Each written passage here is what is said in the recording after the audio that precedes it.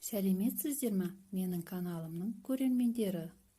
Қалай бір сағатта осындай эко-кожадан әдемі хит болып жатырған дастархан тігіп үйренгілеріңіз келсе, міндетті түрде менің каналыма тіркеліп кетіңіздер. Және де осы видеоны соңына дейін көріңіздер.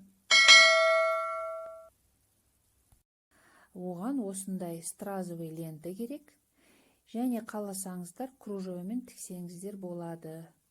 Кружеваны шетіне қойып, үстінен стразовый лентамен строчка берсеңіздер болады. Тап осылай. Бірақ менің заказым только стразовый лента тігілу керек. Столдың ұзындығы 3 метр екен. Екі шетінен 15 сантиметр провис беретін болсақ, 30 сантиметр қосылады. 3/30 эко-кожа сатып алынды. Енді енін тексеріп көрейік. Ені 1/45.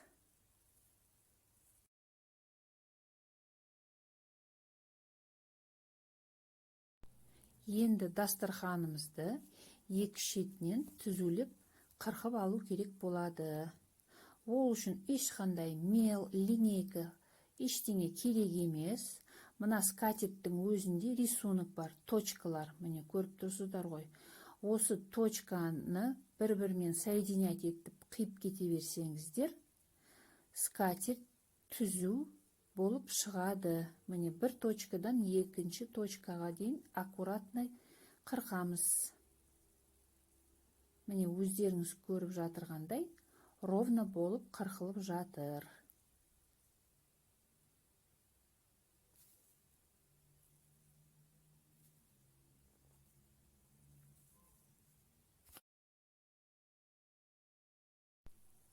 Міне боковой әдемі ровно болып қырқылды. Енді по длине түзулеп аламыз. Міне видеода көрініп тұр деп ойлаймын сіздерге. Мынау шеті кривой болып тұр. Ана маталарда кромка болады ғой. Бұл жақта да скатертте мен где-то сантиметр 1,5 етіп кромка есебінде қырқып тастаймын. Бағанағы айтқандай, бір точкадан келесі точкаға аккуратно, ровно қырқып аламыз.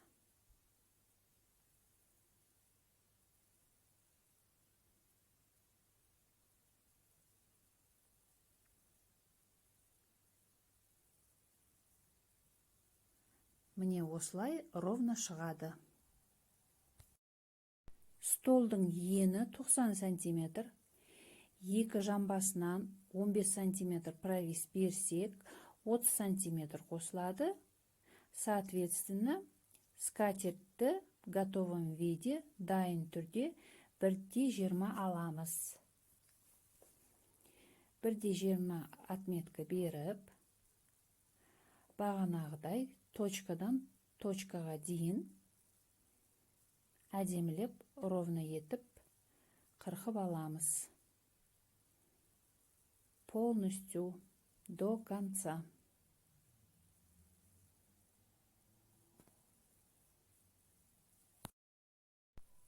Енді лентаны 4,5 сантиметр етіп қырқып аламыз.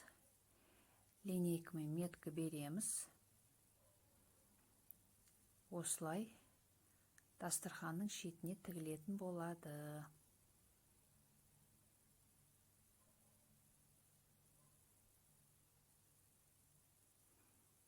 Міне 4,5 сантиметріміз осылай шығады екен. Енді полностью қырқып аламыз.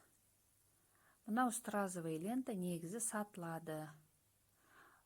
Осы рулонда 9 метр. Керекті 4,5 сантиметрді до конца қырқып аламыз. Енді әдемілеп лентаны дастарханның шетіне қойып тігеміз.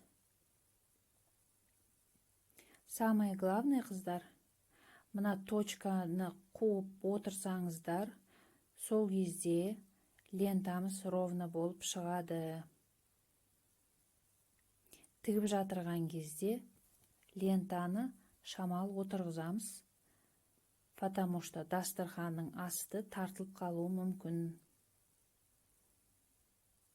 Қалай тігіліп жатырғанын көрсетемін міне.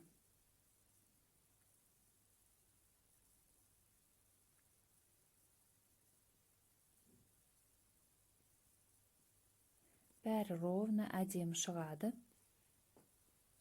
Ешқандай болған булавка закалывать етпейміз, қыздар. Заранее қолмен да тігіп шықпаймыз. Өте оңай және тез тігіледі.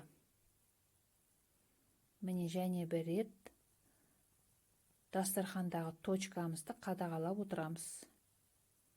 Сонда ровно аккуратно шығады.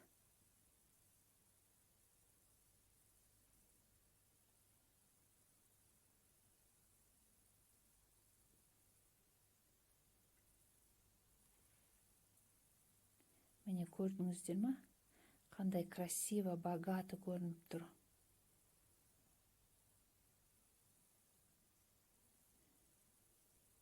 Енді асты жағын до конца тігіп, лишнейін қырқып тастаймыз.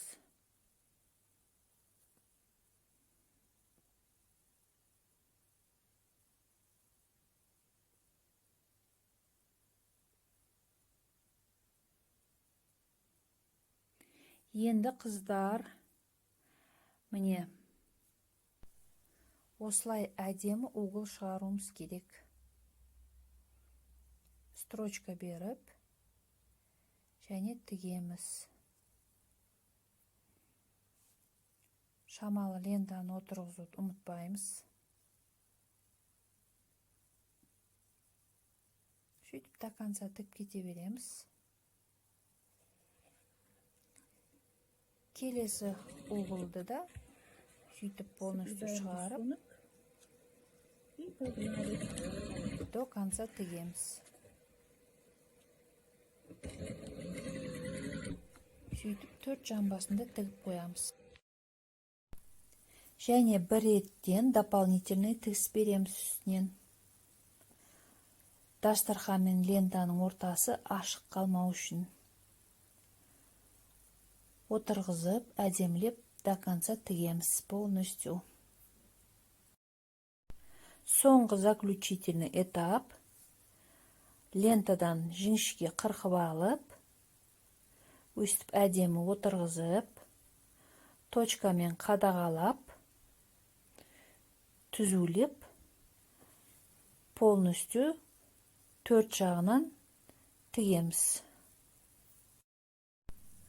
Ал қыздар, әдемі дастарханымыз 1 сағатта дайын болды.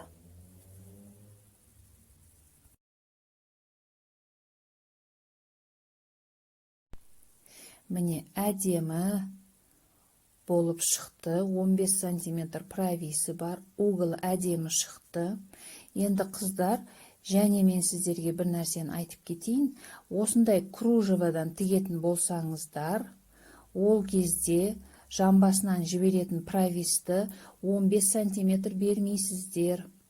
Где-то 6 сантиметр правис есептейсіздер, қалғанына кружева кетеді.